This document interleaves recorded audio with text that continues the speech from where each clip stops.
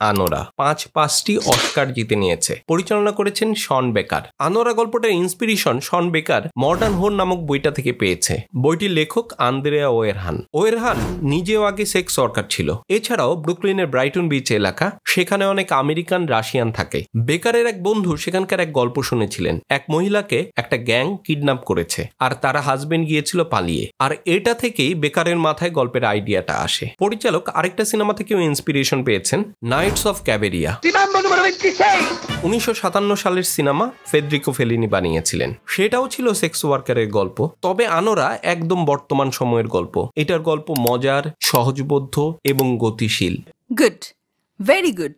শন বেকার এখানে রূপকথার সিন্ডারেলার গল্পকে ইন্টারপ্রেট করেছেন। বলেছেন বর্তমানের বাস্তব অ্যানির কথা। সিন্ডারেলা তার কাঙ্ক্ষিত রাজকুমারের দেখা পেলেও অ্যানির কপাল এত ভালো না। বাস্তবের ধনী গরিবের ভেদাভেদ যেন চিরন্তন। You know those sweets where it's like the Disney princess theme?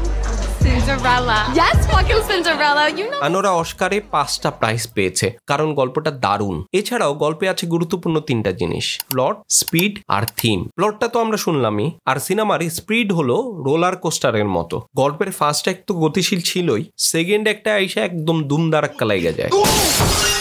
শুরু হয়ে যায় দৌড়াদৌড়ি আর মারামারি, শেষে ধীরে ধীরে শান্ত হয়। এই সিনেমার গল্প দর্শককে হাসায়, টেনশন দেয় আর ভাবায়। পুরো সিনেমায় ধনী গরিবের কন্ট্রাস্ট দেখানো হয়েছে। ক্লাস কনফ্লিক্ট গল্পের মূল বিষয়। বিষয়টা সিরিয়াস কিন্তু প্রেজেন্টেশন অনেক ফানি।